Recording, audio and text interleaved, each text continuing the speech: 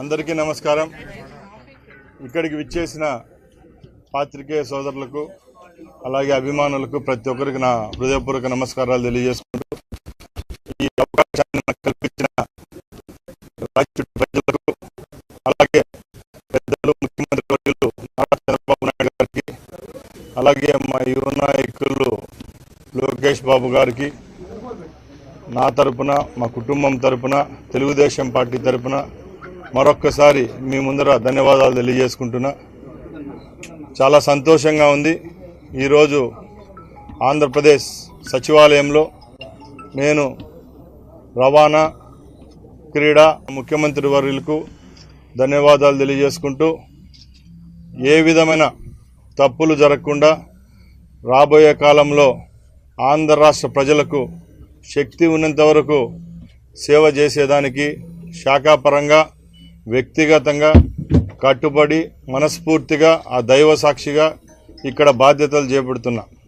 కి సంబంధించిన ట్రైనింగ్ సెంటర్లపై పెట్టడం జరిగింది. రాష్ట్రంలో ఏ విధమైన చర్యలు తీసుకుంటే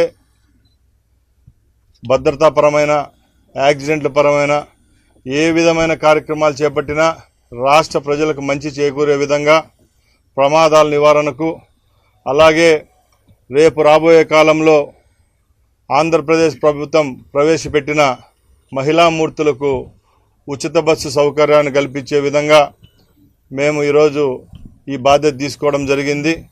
తప్పకుండా మా ప్రభుత్వం హామీ ఇచ్చిన విధంగా ఆంధ్ర రాష్ట్రంలో మహిళా మూర్తులందరికీ రాబోయే 5 సంవత్సరాలు ఆర్టీసీలో ప్రయాణం ఫ్రీగా ఇచ్చే విధంగా మేము చర్యలు తీసుకుంటాం.